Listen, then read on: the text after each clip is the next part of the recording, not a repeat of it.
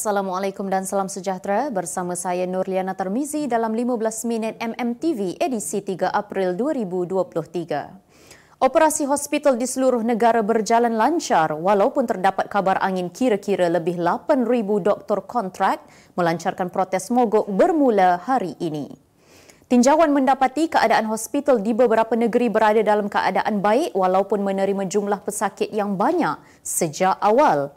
Sementara itu, suasana di Jabatan Pesakit Luar serta Jabatan Kecemasan dan Trauma kelihatan tenang dan tiada gangguan berlaku terhadap orang ramai yang hadir mendapatkan rawatan di hospital. Bagaimanapun, beberapa anggota polis turut ditempatkan di beberapa hospital bagi melakukan pemantauan sejak awal pagi.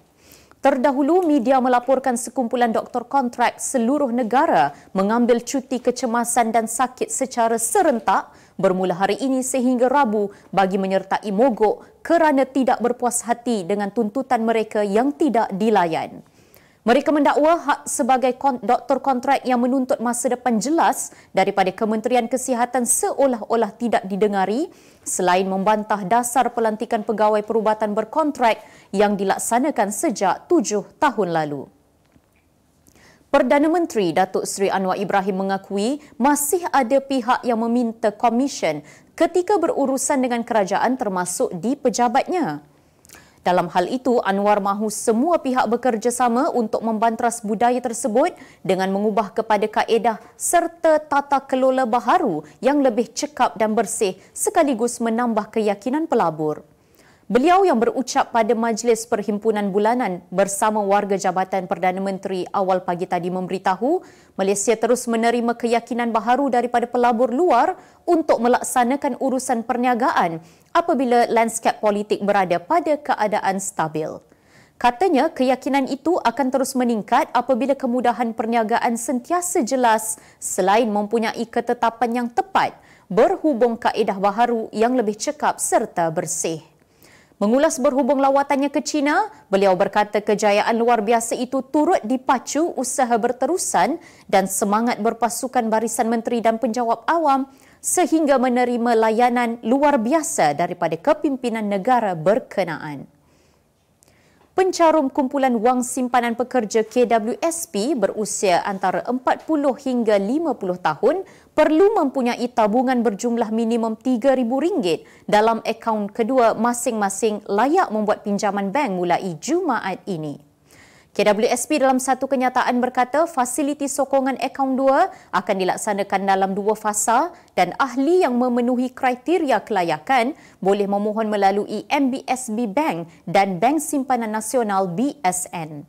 Tambah kenyataan itu, kemudahan berkenaan dibuka dengan fasa 1 dan kekal dibuka selama setahun kepada ahli layak berumur 40 tahun ke atas dan tertakluk kepada kesediaan bank mengambil bahagian.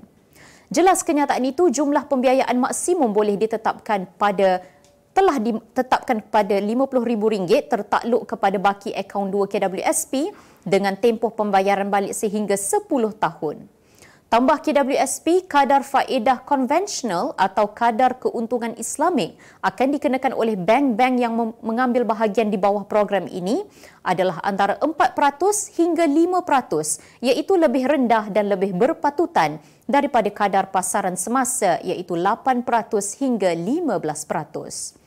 Menurut KWSP, pihaknya akan membayar prinsipal dan dividen terkumpul daripada akaun 2 ke dalam akaun pembiayaan ahli dengan bank pada peringkat umur antara 50 dan 54 tahun mengikut pilihan ahli sekiranya ahli membuat notis awal untuk pengeluaran pada umur 50 tahun.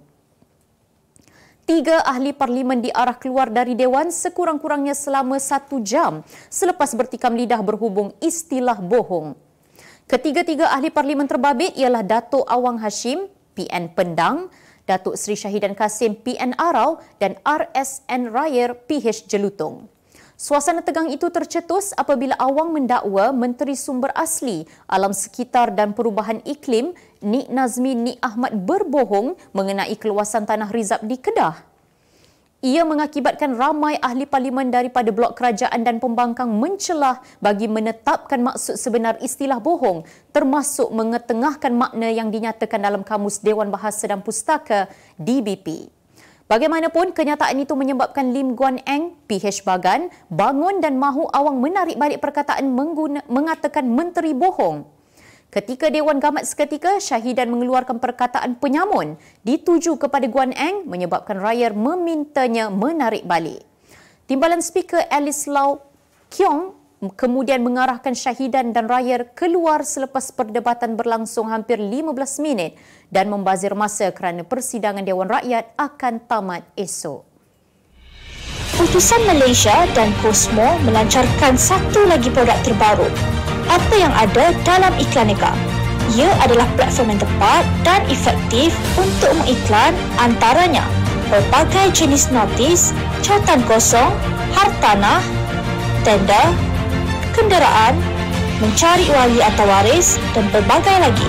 Apa yang anda cari? Semuanya ada di sini. 2 dalam 1. Layari iklaneka.utusan.com.my. Agensi Pengangkutan Awam Darat APAD memutuskan had usia penggunaan kenderaan bagi teksi dan e-hailing dilanjutkan sehingga 15 tahun bermula hari ini. APAD menerusi kenyataan hari ini berkata, lanjutan had usia itu berbanding 10 tahun sebelum ini dibuat selari dengan hasrat Kementerian Pengangkutan mahu menambah baik sistem pengangkutan awam negara. Menurut kenyataan itu juga, had baharu usia teksi dan e-hailing terpakai bagi kedua-dua kelas kenderaan e-hailing di Sabah, Sarawak dan Labuan. Bagaimanapun, ada 3 syarat perlu dipatuhi, iaitu perlanjutan terpakai bagi kenderaan dalam kelas lesen teksi dan e-hailing yang mencapai had usia maksimum dalam tempoh bermula 1 Januari 2023. Semua kenderaan yang akan diberi kelulusan perlu mematuhi dan melepasi semua syarat pemeriksaan berkala wajib Pusat Pemeriksaan Kenderaan Berkomputer Puspakom. Kemelut rumah tangga Andy Lala dan isterinya Fauziah Sarman telah memasuki fasa baharu selepas isteri pertamanya itu dikatakan hadir ke Pejabat Agama Islam Daerah Hulu Langat Seksyen 16 hari ini bagi urusan perceraian. Bagaimanapun difahamkan Fauziah diminta ke mahkamah bagi urusan seterusnya. Terdahulu, Fauziah di laman Instagram miliknya mendedahkan wajah seorang wanita yang bernama Siti Munirah Abdul Ghani dan turut mengesahkan wanita itu adalah isteri kedua Andy Lala. Difahamkan Siti Munirah adalah rakan kepada Sheila Amzah dan sering datang ke rumah bagi menghadiri beberapa majlis yang diadakan di rumah mereka. Dalam pada itu, Sheila yang turut mendedahkan gambar dia bersama ibu tirinya itu di laman sosial bertindak mengunci mulut kerana masih tidak bersedia untuk memberi sebarang jawapan bagi isu berkenaan. Polis New York memasang penghadang besi di sekitar Menara Trump dan membuat sekatan jalan berhampiran Mahkamah Jenayah Manhattan sebagai langkah berdepan protes ketika Donald Trump dijangka menyerah diri kepada pendakwa raya esok. Menurut sumber, Trump dijangka berlepas ke New York dari Florida hari ini dan bermalam di Menara Trump sebelum tiba di mahkamah esok. Bekas Presiden Amerika Syarikat itu dijangka didakwa selepas pertuduhan terhadapnya berhubung bayaran berjumlah $130,000 bersamaan $573,160 kepada pelakon filem lucah Stormy Daniels menjelang kempen pemilihan Presiden Amerika pada 2016.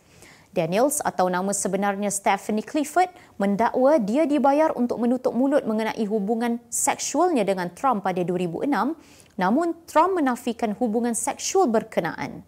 Untuk rekod, beliau adalah bekas Presiden Amerika Syarikat yang pertama yang bakal berdepan pertuduhan jenayah. Kemas kini pengetahuan anda tentang isu ekonomi dan pasaran. Merangkumi sektor hartanah, perniagaan, keuangan, komoditi, IKS, halal niaga dan dunia korporat. Sentiasa ikuti perkembangan ekonomi semasa di dalam dan luar negara. Semua informasi terkini hanya di hujung jari. Dapatkan edisi ringgit setiap Isnin hanya di Akhbar Utusan Malaysia.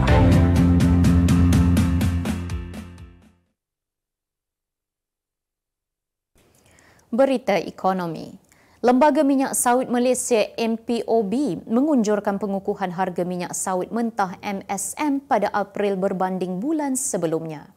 Ketua Pengarah MPOB, Datuk Dr. Ahmad Parviz Gulam Kadir berkata, pengukuhan itu didorong Dasar Baharu Indonesia untuk mengenakan obligasi pasaran domestik ke atas minyak sawit pada sambutan Ramadan dan Aidilfitri.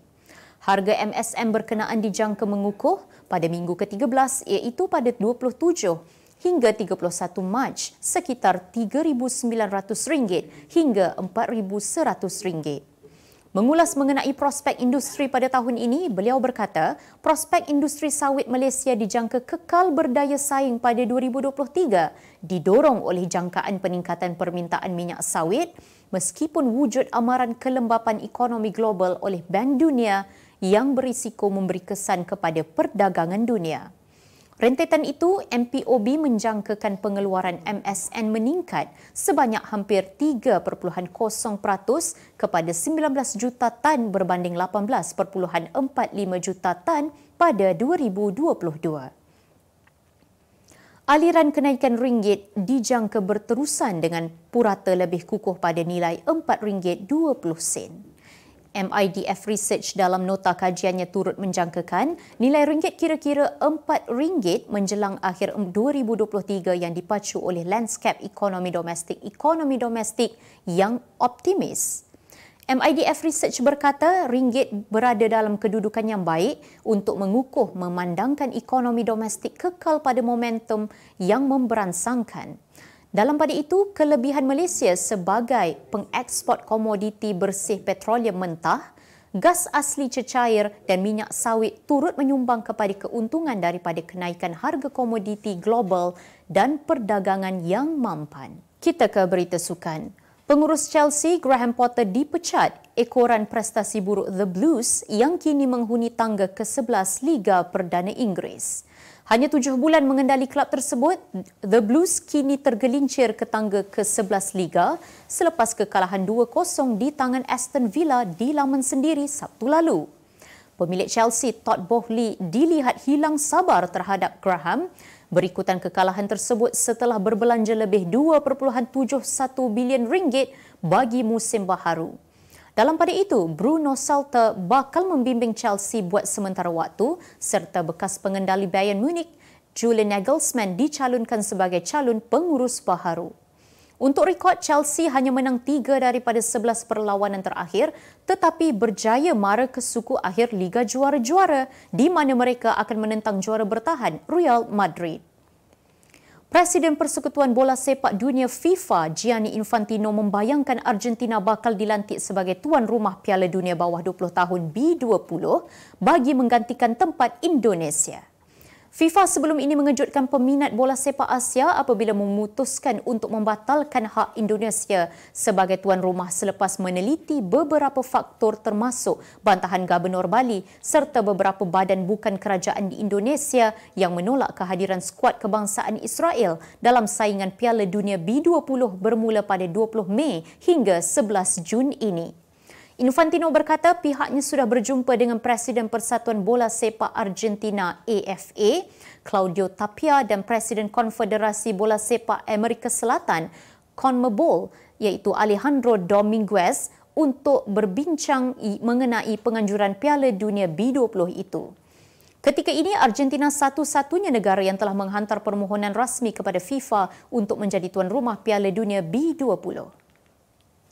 Sebagai penutup 15 minit MMTV hari ini, saksikan laporan cuaca esok Selasa 4 April 2023. Jangan lupa dapatkan akhbar utusan Malaysia dan Kosmo untuk berita-berita terkini dan menyeluruh. Sekian sahaja daripada saya Nurliana Tarmizi. Assalamualaikum dan selamat berbuka puasa.